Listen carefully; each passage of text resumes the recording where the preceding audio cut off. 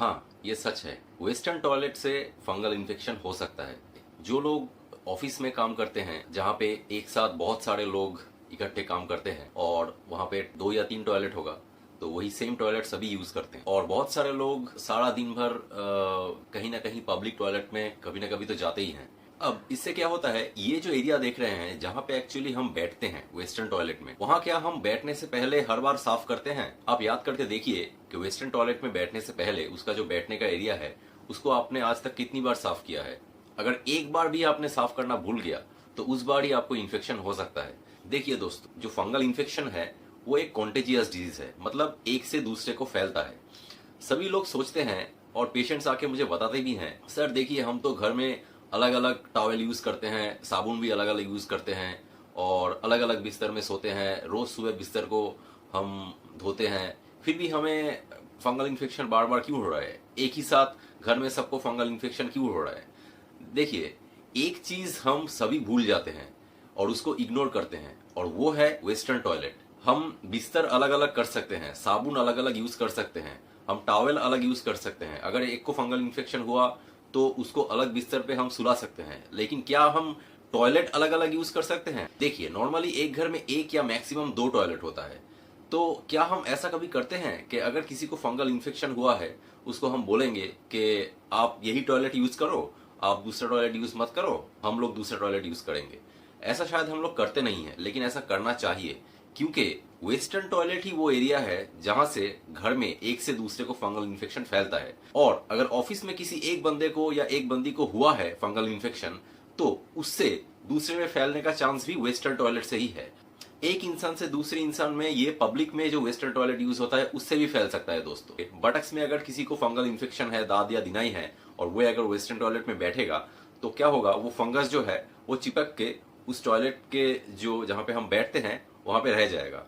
और उसके बाद वो अगर उसको ठीक से धो के नहीं जाएगा और बाद में आके कोई अगर बैठेगा और बैठने से पहले अगर उसको साफ नहीं करेगा, तो क्या होगा, वो फंगस उसके बैक में या बटक्स में चिपक जाएगा और उसके बाद उससे इन्फेक्शन उसको फैल जाएगा।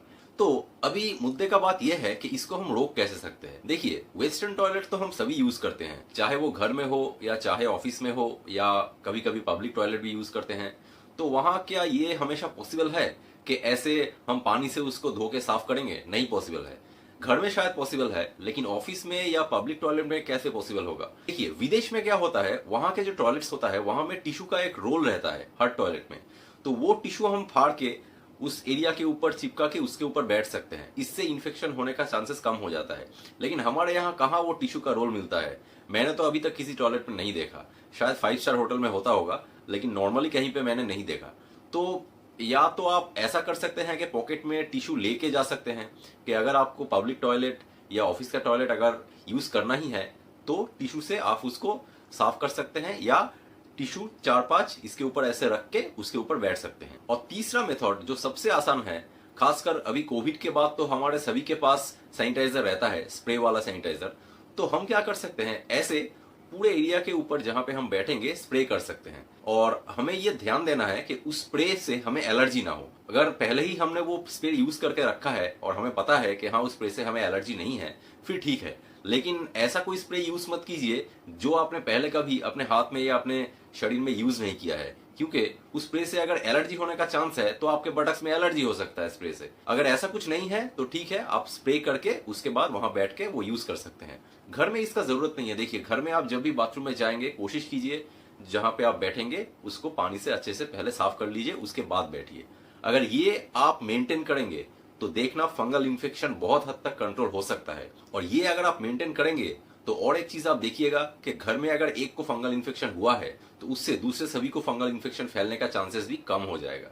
अगर ये वीडियो पसंद आया तो लाइक, कमेंट और शेयर कर दीजिए।